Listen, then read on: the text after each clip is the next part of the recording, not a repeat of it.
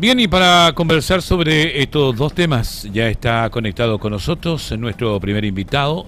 Él es el académico de la Universidad Adolfo Ibáñez, Fernando Wilson, a quien saludamos esta jornada. ¿Cómo está, Fernando? Buenas tardes, bienvenido.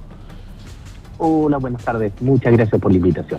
Fernando, habiendo transcurrido ya varias semanas, podemos decir que el bencinazo le sigue penando al presidente José Antonio Kast, o esta nueva caída se debe a otros factores. ¿Qué piensa usted?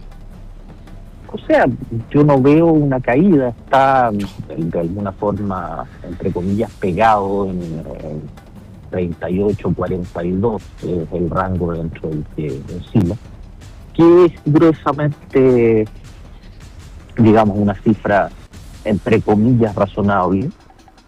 Claramente el bencinazo terminó su luna de miel, terminó cualquier posibilidad de mantener cifras sobre el 50%, pero con 40% puede gobernar bastante bien, y la demostración de eso es que le está resultando de manera bastante práctica el avance dentro de su mega reforma, digamos, de su proyecto de reconstrucción. Por lo tanto, tiendo a pensar que está en una posición relativamente cómoda. Ciertamente ya no es luna de miel, no tiene más del 50% de aprobación, pero por lo menos sigue siendo una cifra razonable y considerable. Pero, Fernando, bajar 10 puntos en un primer mes, ¿usted cree que no es considerable? Claramente lo fue, y esa es la pérdida de la luna de miel, y ese fue el bencinazo. Pero soy muy escéptico que mantener sobre el 50% pudiera ser considerado como algo que fuera a sostenerse durante el tiempo. Por decirlo de alguna forma, no es algo por lo que, entre comillas, valiera la pena pelear, sabiendo que era algo que se iba a perder relativamente rápido. Bueno, también esto es importante, hay un envío del proyecto de reconstrucción nacional al Congreso. ¿Esto tendría que jugarle sí o sí a favor del gobierno de Kast? A ver, sí, pero no creo que tenga un impacto particularmente grande en las encuestas. A ver, lo que pasa es que hay un problema básico de orden estratégico, que es que como Kast no va a enfrentar, y el gobierno no va a enfrentar elecciones durante 2 años y fracción, casi 3, las encuestas pierden un poquitito su relevancia, porque la verdad es que no reflejan la libertad legislativa o política que el gobierno tiene para poder manejar sus propuestas, manejar sus esquemas. Y la mejor demostración de eso es que precisamente frente a una oposición que no logra dar con el tono, logró, digamos, llegar a un acuerdo con el Partido de la Gente, y hasta el momento va logrando mantener toda iniciativa completa a través de la Cámara de Diputados, y todo indica que va a conseguir lo mismo en el Senado. Por lo tanto, al final, pobres son amores, por decirlo de alguna forma, y se está viendo el resultado de que está logrando mantener la iniciativa legislativa con un proyecto que ha sido explícito, que es fundamental para la mantención de su gobierno y su proyecto de gestión. Pero usted habla del fútbol, yo también lo voy a llevar al fútbol. Está jugando solo porque la oposición no corre. Exactamente, ese es exactamente el punto. Y esa es la parte, porque particularmente la izquierda más dura, Frente Amplio, Partido Comunista, están montando una campaña de denuncia en redes sociales, a través de la prensa, entrevistas muy duras, pero que finalmente no consiguen mellar de manera relevante la iniciativa que tiene este gobierno de ejecutar las cosas. Y ahí hay un punto que es fundamental. Al contrario de Sebastián Piñera, que era muy sensible a las encuestas, este gobierno, en algún sentido, parece ser que está mostrando que tiene una suerte de aproximación sacrificial, por decirlo de alguna forma, que incluso se siente orgulloso de hacer cosas que debe hacer, pero dañan su popularidad. Entonces, en esa situación, y eso unido, por supuesto, al tema del retraso de las elecciones, hasta las municipales no va a enfrentar elección, que tiendo a ver que al final su capacidad de gobernar y legislar se está notando de forma bastante clara. No veo, digamos, por el problema de las encuestas, no veo que esto esté afectando su línea estratégica o sus capacidades de acción, Y tampoco veo que la izquierda efectivamente tenga la capacidad de incidir realmente en la acción más allá de una política de denuncia que realmente no queda muy claro cuál es el objetivo estratégico de la acción. Estamos conversando con Fernando Wilson, académico de la Universidad Adolfo Ibáñez. Estamos hablando de la encuesta y estamos hablando también de temas políticos. ¿Qué tanto debería alarmar al gobierno de Kast, Fernando, que haya una percepción de deterioro en el país, considerando que su campaña, él prometió mejorar justamente la seguridad, Exacto. que no ha mejorado, y la economía, que ha empeorado?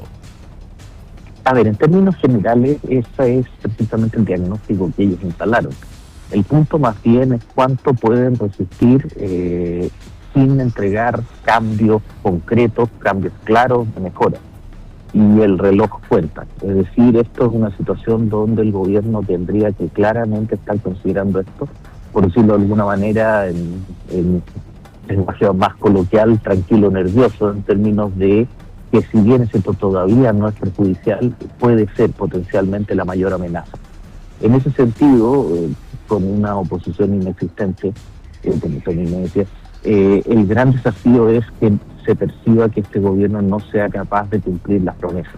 Ahora, nadie razonable puede esperar que esto se produzca los resultados de manera instantánea, pero sí se necesita que sean resultados relativamente rápidos y por eso se está hablando ya de que mejore el empleo a final de año, que haya números mejores a relativamente corto plazo y también en procesos que quizás no son tan llamativos a nivel público, pero sí de mucho calado en términos operativos económicos, está todo el aspecto de la autorización de proyectos. Hoy día mismo, sin ir más lejos, el Consejo de Ministros tenía que reunirse para revisar, si mal no recuerdo, eran más de 2.000 millones de dólares en proyectos de inversión. Todo ese tipo de procesos hay que darle la mayor facilidad posible si es que se quiere tener resultados y, digamos, mantener o mejorar los puntos y las posiciones en las encuestas. Nos vamos al fútbol entonces, porque deberíamos decir que el gobierno de Kast está en el calentamiento previo. No, yo diría que está cómodo con el empate, pero no puede, digamos, pero está recién empezando el primer tiempo y está encontrando con que el adversario no tiene mucha capacidad ofensiva, pero tiene que meter claro, pero tiene que meter en algún momento algún gol. O sea, si quiere ganar tiene que meter algún gol.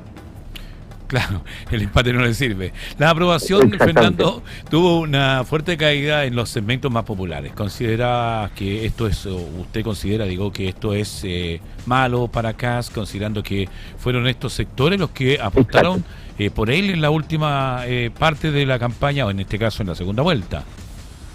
Esos son los sectores que en la segunda vuelta, en primera vuelta votaron predominantemente por Parisi, y que en este caso en particular son los primeros que se sienten desafectados de la administración de Kast. Esto es serio porque en términos estrictos demuestra o vuelve a considerar que al igual que le pasó a Gabriel Boric, al final y a corto andar, solamente puede confiar en su voto duro de primera vuelta. En su voto de segunda vuelta es mucho más frágil, es mucho más, por decirlo de alguna manera, volátil, y por lo tanto susceptible a este tipo de decisiones. Y en ese sentido el impacto del benzinazo y particularmente de algunas torpezas en términos de gestión probablemente los espantó de manera rápida. Especialmente cuando usted me preguntaba que, yo veo difícil que vuelva a superar el 50%, me refería específicamente a este tipo de votantes que tienen naturalmente una visión más concreta y más dura sobre las perspectivas de mediano y largo plazo. Fernando, la última encuesta CADEM, que ya la supimos en el día de ayer o anteayer, confirma que la ministra Cedini es la peor evaluada en el gobierno. ¿La vocera se está convirtiendo en un peso para el Ejecutivo? A ver, esto ocurre en términos relativos de forma bastante común. Recordemos el caso de Nahum Baer y también otras circunstancias. Tiendo a pensar que claramente no es bueno tener a la vocera en esa situación, Pero considerando la estrategia y comunicaciones de este gobierno, que radica mucho más en los ministros y en el propio presidente, en la transmisión de mensajes duros y directos, pienso que si bien es un defecto y debería enfrentarse o manejarse, no creo que sea mortal, no creo que sea de características particularmente dramáticas o que vaya a tener consecuencias de largo plazo.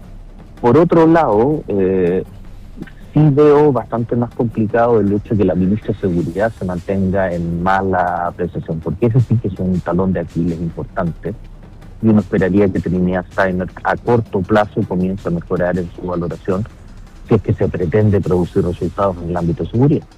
Bueno, no vamos a dejar de lado las encuestas porque vamos a cambiar el tema. Recientemente el Partido de la Gente tuvo la elección de su directiva, estuvo marcada por una abstención histórica, Fernando, pero esto también deja preocupación. Se está desgranando un poco el choclo en el PDG.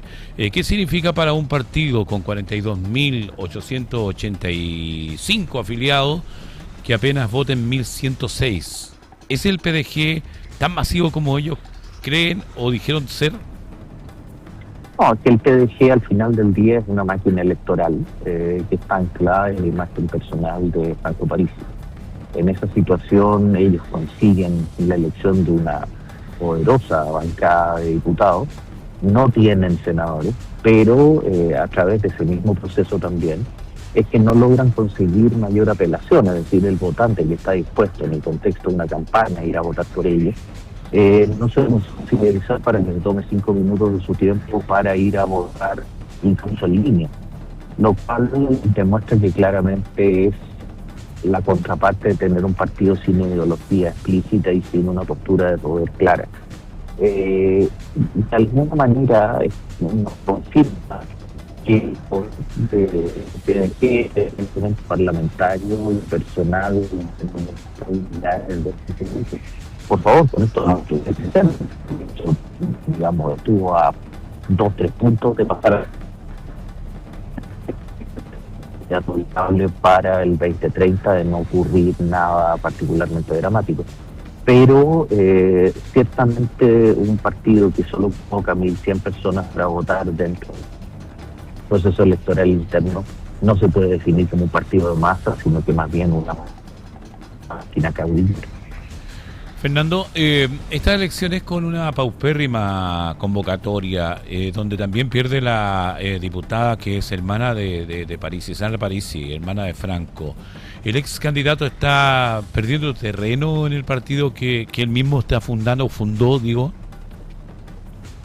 No lo creo, porque de alguna forma estas elecciones internas, la demostración del bajísimo nivel de atractivo, lo único que hacen es confirmar que, como le decía hace un momento atrás, que el partido, que en general valga la ironía y la contradicción aparente, es un partido sin vida partidaria.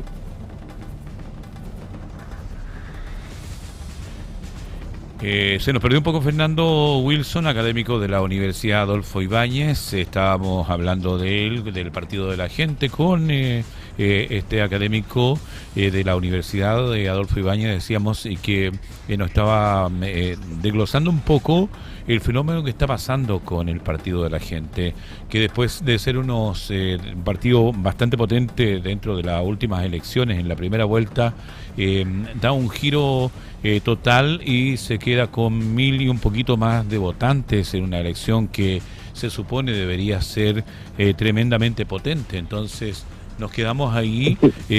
Fernando, retomamos el contacto, lo perdimos un poquito, claro, pero retomamos el tema. No, como te decía, claramente el PDG es una máquina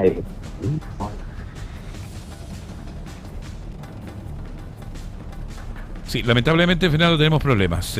Agradecerle, Fernando Wilson, por este contacto. Tenemos un problema de conexión, lo vamos a arreglar seguramente y vamos a tratar de tener contacto en las próximas horas. Agradecerle a Fernando Wilson, académico de la Universidad Adolfo Ibáñez, por conversar estos temas que están en el tapete público y que hoy lo comentamos acá en Hora de Noticias.